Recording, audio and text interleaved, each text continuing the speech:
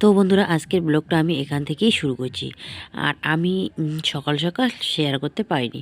আর এই দিকে দেখো, এই যে প্রচণ্ড হাওয়া উঠেছে। আর মা এই যে দিদির বাড়ি থেকে এসেছে, তো জামা কাপড়গুলো এই যে আজকে ধুয়ে দিয়েছে। তো আর আমি এই দিকে দেখো ধানগুলো এই যে নাড়াচাড়া করে দিলাম পা দিয়ে। তো বন্ধুরা, এই যে ধানগুলোতে পা দিয়ে আসলাম। আর এইদিকে তাড়াতাড়ি করে রান্না করছি। তো ঘুগনি সিদ্ধ আমার হয়ে গেছে, তারপরে শাক হয়ে গেছে। এখন আমি এইদিকে ভাতটা বসিয়ে দিয়েছি। তো ছোটো আলু না, ছোটো আলুগুলোকে মানে ছুলতে একটু দেরি হয়, তো এখন ছোটো আলুগুলো ছুলে নেব। আর এইদিকে ভিডিওটা মানে এডিট করে পাবলিক করে দিলাম, তো আপলোডে বসালাম। বসিয়ে এখন আমি তাড়াতাড়ি করে আলুগুলো ছুলে নেবো। তো ঠিক আছে, তোমার ব্লগটা দেখে আশা করি খুব ভালো লাগবে।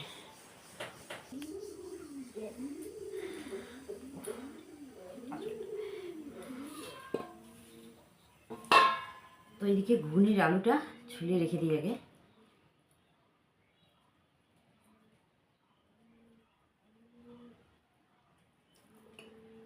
কয়েকটা ছুলে রেখেছি, আর এই যে কিছু আছে বাকি, তো এগুলো ছুলে নিই আগে।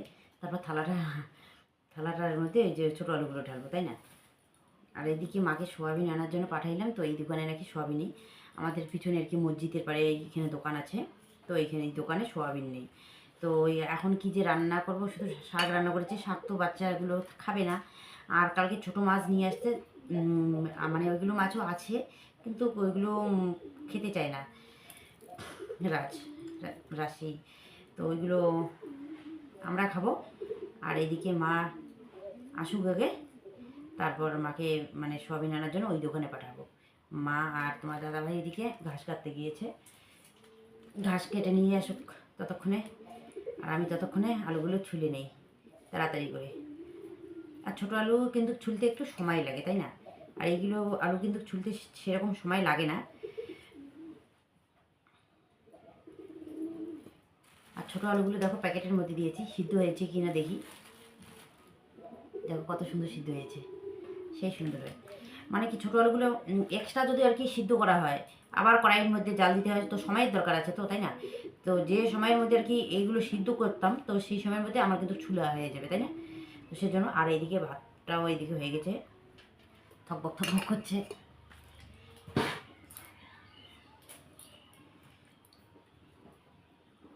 আর রাজরাশি এইদিকে স্কুলে চলে গেছে। আর এদিকে তো পুজো চলে এসছে, শিব পূজা। আমাদের বাড়ির পাশেই শিব পূজা হয়, ঘোকসাডাঙ্গায়। ঘোকসাডাঙ্গা আর আমাদের বাড়িতে বেশি দূর না, হেঁটে যাওয়া যায়, পাশেই। প্রতি বছরেই যাই আমরা এখানে ঘোকসাডাঙ্গায়। খাওয়া দাওয়া শুরু হয়ে গেছে। কি কি সবজি রে? কি দীপ, কি দিয়ে খাও তুমি? কি দিয়ে খাও? হ্যাঁ, ছোলা, আলু, মাছ দিয়ে ঝোল। ছোলা না রে, মটর বাবা। আর এইদিকে দেখো ওরা খেতে বসছে। আর এই যে একটা বিড়াল এসে মেয়াও মেয়াও মেয়াও করছে, হাতে কামড় দিবে আবার। হয়েছে হয়েছে হয়েছে, আর দিস না। মাছ দিল। তো কালকের মাছ ছিল, এগুলো দিয়ে এই যে ছোলা, তার ছোলা না, মটরশুঁটি, আলু দিয়ে ঝোল করেছি। আর হচ্ছে মাছ দিয়ে, আর হচ্ছে টমেটোর চাটনি, শাক, আর কি বেগুন ভাজা।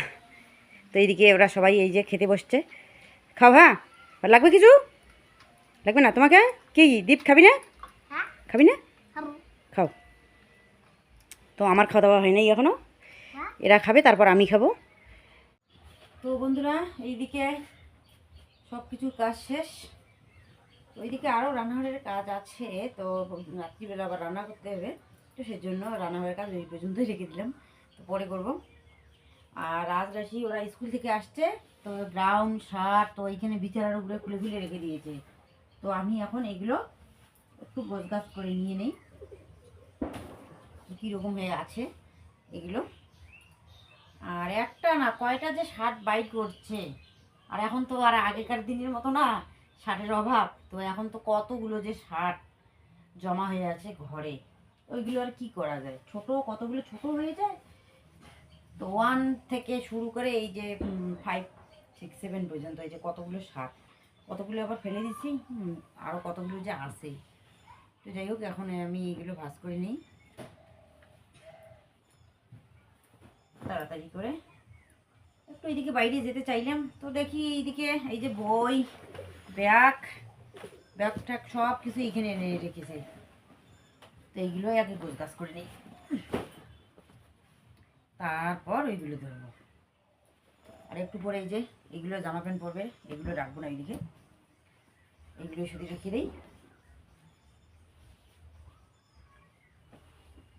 আর আগে আমাদের শার্টের কি অভাব, গ্রাউন্ড, দিদি একটা গ্রাউন্ড পরে মানে 8 পর্যন্ত, 9 10, তো ওইদিকে স্কুলের শাড়ি ছিল, এখন তো আর শাড়ি পরে না, স্কুলের শাড়ি, স্কুলের চুড়িদার ওইগুলো পরতো। আর ওই গ্রাউন্ড পরে আমি পরছি, আমার নতুন গ্রাউন্ড আমি কাটিনি,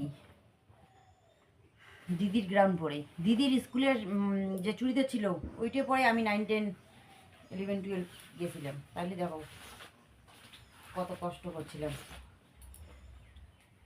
দিদির স্কুল ড্রেস পরে। পরে একটা আমি শার্ট কাটছি, শুধু শার্ট কাটছিলাম।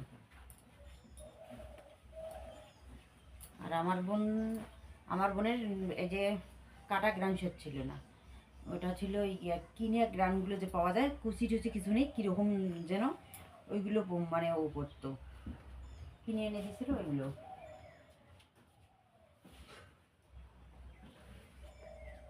আর দিদিকে যে দিদির যে আর কি গ্রাউন্ড ছিল, শার্ট ছিল, যখন দিদি হাই স্কুলে গেল 6-এ, তো 5-এ কিন্তু আমরা আগে গ্রাউন্ড শার্ট পরতাম না, 6-এ। তো 6-এ যখন গেলো তখন কিন্তু আমার মামা দিয়েছিল দিদিকে গ্রাউন্ড শার্ট। আর তখনকার মূল্যটা কিন্তু আলাদা ছিল। স্কুলে যদি কেউ বাইকে 5-6-এ বা মাধ্যমিক দিত, কত আনন্দ ছিল যে ও মাধ্যমিক দিবে অনেক। কিন্তু এখন তার পড়াশোনা সেরকম নেই না, মূল্য নেই না।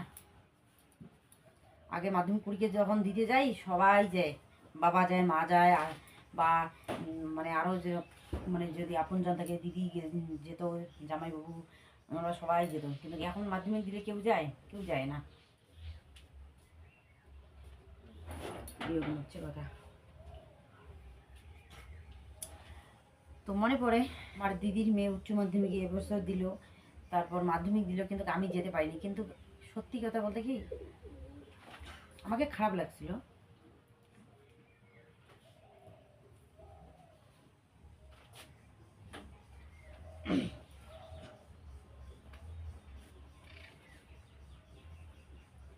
যেতে পারিনি, কারণ আমরা যখন মাধ্যমিক দিয়েছিলাম তখন দিদিও যেত, জামাইবাবু, আমরা তো ঘোষকারাঙ্গায় আমাদের সেন্টার ছিল পরীক্ষা, ঘোষকারাঙ্গা গার্লস স্কুলে মাধ্যমিক দিয়েছি, আর উচ্চ মাধ্যমিক দিয়েছে ঘোষকারাঙ্গা হাই স্কুলে। আর দিদির বাড়ি তো ঘোষকারাঙ্গায়, তো ওরা যেত। আর দিদির মেয়ে মাধ্যমিক দিলে, উচ্চ মাধ্যমিক দিলেও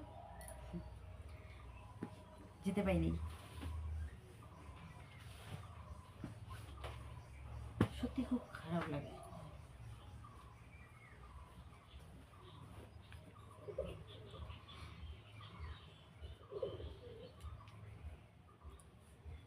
আজকে দিদি মাগো কুচবিহারে থাকে, অনেক দিন হয়ে গেল, কিন্তু 11-12 পর্যন্ত কুচবিহারে, আর 6 থেকে মাগো ছিল নবোদয়ে। কিন্তু কোনো দিনও আমি যেতে পারিনি। এই যে মাগোর আর একটা পরীক্ষা আছে, ছুটি, তাহলে বাড়ি চলে আসবে, তখন তো এইখানে না, কোথায় এখন ওর মানে কলেজ পড়ে সেটা জানি না, এইগুলো কলেজে তো ওর ভর্তি না, তো অন্য কলেজে যাবে। কিন্তু আমি কোনোদিনও যেতে পারিনি। ঠিক ঠিক ঠিক ঠিক।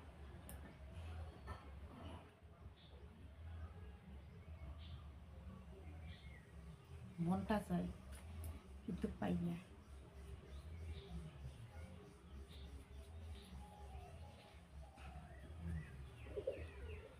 আসলে কি জানো, গেলে পরে টাকার দরকার হয়, কিন্তু এই অর্থের অভাবে আমি দেখো, আমার বাচ্চা কাচ্চার যদি কিছু হয়, দিদি, জামাইবাবু, মা, ওরা ছুটি আসে আর বলে যে নিয়ে আসো ডাক্তার দেখায়। আমাদের পয়সা যদি নাও থাকে তবু মা, জামাইবাবু, ওরাই ডাক্তার দেখায়। একবার রাজেশবাবু বাড়িতে ছিল না, রাজের সিরিয়াস, তখন গাড়ি ভাড়া করে ওরাই জামাইবাবু আসছে, এসে রাজকে মাকে নিয়ে গিয়েছে, ডাক্তার দেখে বাড়িতে রেখে গিয়েছে। আর রাশি তখন ছোট্ট, আর রাশিকে নিয়ে আমি তখন বাড়িতে ছিলাম।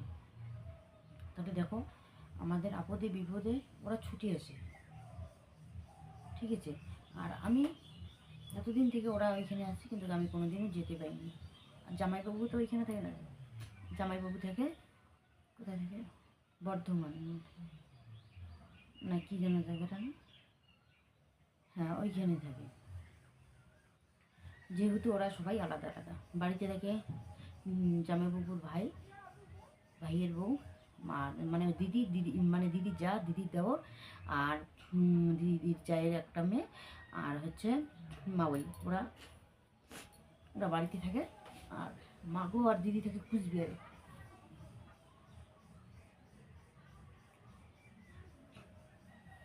আর জামাইবাবু থাকে বাইরে, ওইখানে চাকরি করে।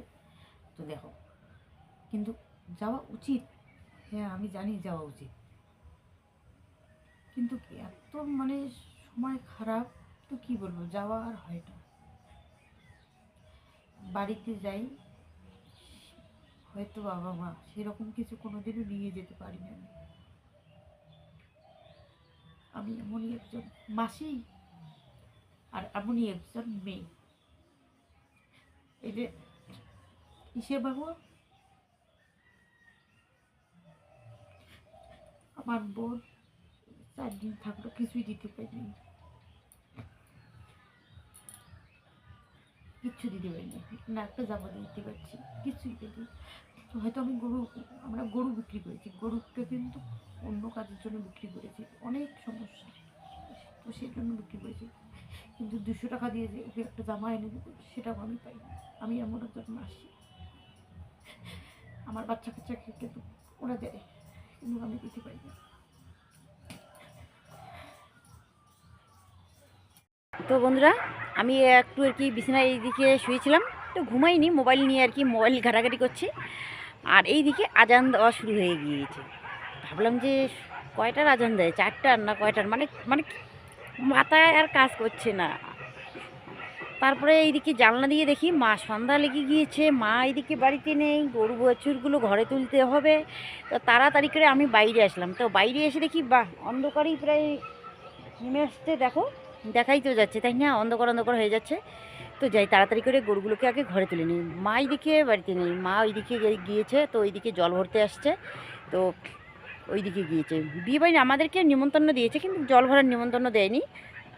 আর আমাদের এইদিকে কী বলো তো, মানে একটু আমাদের থেকে বাড়ির থেকে একটু দূরে আছে। বিয়েবাড়ির নিমন্ত্রণ দিয়েছে ঠিকই, কিন্তু জল ভরার জন্য আলাদাভাবে নিমন্ত্রণ দেয়, যে জল ভরার যাওয়ার জন্য, কিন্তু বরযাত্রীর জন্য তো আলাদা হয়।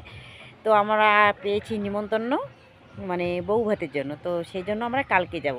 আজকে জল ভরাতেও যাব না, আর বিয়ে বাড়িতেও আজকে যাব না। তো আমরা তো এইগুলো নিমন্ত্রণ পাইনি, শুধু বউ ভাতের নিমন্ত্রণ পেয়েছি, তাই আমরা বউ ভাত বাড়িতে কালকে যাব। তো গিয়ে তোমাদের সঙ্গে সেটা শেয়ার করব, ঠিক আছে। আর আমি তাড়াতাড়ি করে এইদিকে গরুগুলোকে ঘরে তুলে নিই। আর ঠান্ডা যে লাগছে, আর বিছানায় থাকলে কী হয় বলো তো, ঠান্ডা লাগে কিন্তু। তো এইদিকে সোয়েটার পরে নিই। আর সোয়েটার মানে এই কদিন ধরে কিন্তু সোয়েটারের দরকার হয় না, একটু চাদর নিলেও হয়ে যায়। কিন্তু আজকে এতটা ঠান্ডা লাগছে, মনে হয় আমি বিছানায় ছিলাম যে, সেজন্য ঠান্ডা লেগেছে। তো যাই, এদিকে আজান দিচ্ছে বাবা রে, আর আমি এখনও গরু বাছুর ঘরে তুলিনি, তার মধ্যে এইদিকে ঠাকুরবাতি দিতে হবে। তো রাশি ওইদিকে বাড়িতে নেই, মা ওইদিকে বাড়িতে নেই, মনে হয় ওরা ওইদিকে রাস্তার ওইদিকে গিয়েছে দোকানের পারে। আর রাত্রিবেলা যে কী রান্না করবো, ভাত আছে, ভাত রান্না করতে হবে না। তো এইদিকে সোয়াবিন, মাকে দুপুরবেলা বলছিলাম যে সোয়াবিন আনতে, তো এই ওখানে গিয়েছিলো, ঘুরে এসেছে, তো তোমাদেরকে তো সেটা বলছিলাম। তো এখন যে আমি রাত্রিবেলা রান্না করব, তো কী রান্না করব, তো তার জন্য সোয়াবিন আনার জন্য মাকে বলতে চেয়েছি। আর মা এইদিকে তো বাইরে চলে গেছে, আর বলাও হয়নি আমার, আর তখন আমারও মনে নেই, সত্যি কথা বলতে কি আমারও মনে নেই। তো এখন পয়সা দিব, একটা সোয়াবিন নিয়ে আসবে, তো রাত্রিবেলা সোয়াবিন রান্না করব। আর কি, আর বাঁধাকপি ফুলকপি এগুলো আছে, কিন্তু কি বলো তো, রাত্রিবেলা একটু সোয়াবিনের তরকারি হলে হয়ে যাবে। আর রাজরাশি ওইদিকে ওইগুলো খেতে চাইবে না, আর ঝোল সবজি একটা না হলে পরে হয় বলো তো, তো সেজন্য। তো যাই হোক, ওকে রাশিকে ডাকি এইদিকে একটা সোয়াবিন নিয়ে আসুক, এসে আগে বাতিটা দিয়ে দেখ, তাই না, ঠাকুর বাতিটা, আর আমি ততক্ষণে গরুগুলোকে ঘরে তুলে নিই। তো এইদিকে রাজরাশি বই পড়তে বসছে, তো আমি ওদেরকে একটু দেখিয়ে দিয়ে তারপর আমি যাব আবার রান্নাঘরে, রান্না করতে হবে আবার এদিকে। তো এইদিকে রাজরাশি বই পড়ছে আর মা ওই বিছানায় দেখো বসে আছে। তো থাক। তো বন্ধুরা, এদিকে রাজরাশিকে একটু বই পড়া দেখিয়ে দিয়ে আমি এদিকে চলে এসলাম রান্না করে। ভাত রান্না করতে হবে না, শুধু একটু সবজি রান্না করবো। তো সবজি রান্না বলতে কী কী রান্না করি দেখাই তোমাদেরকে। এই যে দেখো, এই যে টমেটো দিয়ে আলু দিয়ে আর কি ঝোল বানাবো, আর এখানে দেবো শুটকি মাছ। তো শুটকি মাছ এই যে এখানে ভাজা করে রেখে দিয়েছি, পরে একটু দেবো। আর দুপুরের একটু বেগুন ভাজা, শাক ভাজা আছে, আর কিছু নেই। অল্প একটু ঝোল ছিল, তো মাছের ঝোল। তো রাত খেয়ে নিয়েছে, একটু আগে ও খেয়ে নিয়েছে। আর দুপুরে দেখো এতগুলো মানুষ খাওয়া দাওয়া করলাম, তো আর বেশি কিছু রান্নাও করিনি, অনেকগুলো যে রাত্রিবেলার সঙ্গে। তো ওইদিকে ডিপ আসলো, তারপরে ঝুমকে আসলো, ওদেরকেও দিলাম, খাওয়া দাওয়া করে নিল। আর এখন আর সবজি নেই, ছিল রাত অল্প ছিল, রাত খেয়ে নিয়েছে। আর সবার তো হবে না, তো আর শাক দিয়ে তো রাশির বাবা এদিকে খাবে না, তো সেই জন্য শাক দিয়ে না হয় আমরা খেয়ে নিলাম, কিন্তু ও কী দিয়ে খাবে, তো সেই জন্য একটু ঝোল বানিয়ে নিলাম। তো যাই হোক, এই যে একটু জল দিয়ে নিয়েছি, এই ঝোলটা এইদিকে মানে জল আছে এখানে, ফেলে দিই, এতগুলো জল জল দিতে হবে না, এই জন্য একটু ঢেকে দিই, তাহলে তাড়াতাড়ি হয়ে যাবে। তো বন্ধুরা, এইদিকে দেখো সবজি রান্না করা হয়ে গেছে, তো সবার খাওয়া দাওয়া কিন্তু শেষ। তো এখন আমি খাচ্ছি, আর তোমার দাদাভাইও এইদিকে এসেছে, খাওয়া দাওয়া করে ও ঘরে গেল, আর আমি এদিকে খেয়ে দিচ্ছি। তো বন্ধুরা, ফিরে আসছি পরদিন। তো এই যে সকাল সকাল উঠে আমি তোমাদের সামনে আসলাম এইদিকে তোমাদের সঙ্গে একটু শেয়ার করতে। তো দেখো আমি এইদিকে বাইরের দিকে চলে আসছি, ভালো লাগবে। আর আমি এইদিকে সকাল সকাল ঘুম থেকে উঠে এই যে রাস্তার মধ্যে চলে এসেছি, তো ধান ক্ষেতগুলো দেখার জন্য। তো দেখো ধান ক্ষেতগুলো কত সুন্দর হয়েছে, তাই না? আর এই দিকে দেখো সূর্যি মামা এই যে উদয় হচ্ছে, কত সুন্দর লাগছে, তাই না? মাথা চারা দিয়ে এই যে উঠছে। আজকে মনে হয় রৌদ্র হবে, কালকে সেরকম কিন্তু রৌদ্র হয়নি। মানে সকাল থেকে 10টা 11টা পর্যন্ত কিন্তু একদম মানে ঠান্ডা ছিল, তো মানে সূর্য সেরকম ওঠেনি। তারপরে যে একটু রৌদ্র দিয়েছে, না দেওয়ার কিছু না, কিন্তু আজকে কিন্তু রৌদ্র ভালোই হবে। যাই হোক হোক, ধান এইদিকে সিদ্ধ করা হয়েছে, তাই না? তো আর সবাই এইদিকে ভাবছে যে রৌদ্র মনে হয় হবে না, শুক্রবারে এইদিকে হচ্ছে মানে শিব পূজা। তো শিব পুজো হইলে পরে একটু ঠান্ডা ঠান্ডা ভাব থাকে, তাই না? তো সেই জন্য তো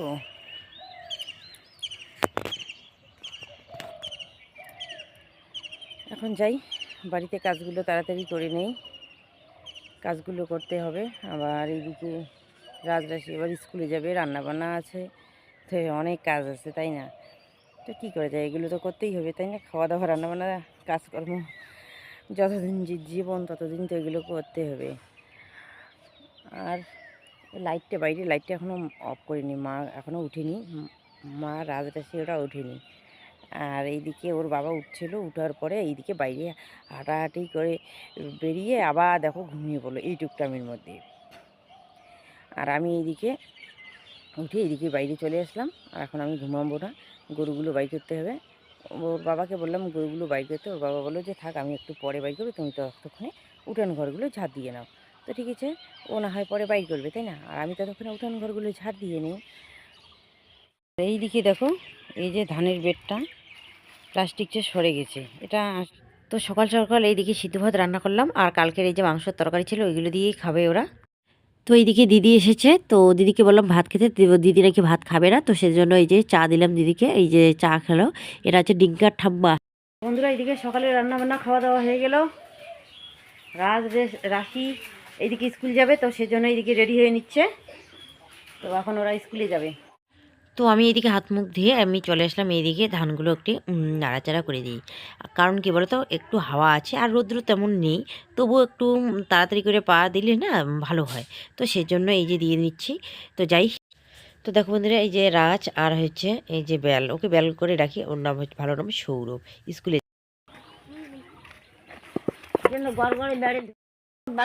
দেখুন তো আলু আলু তুলি।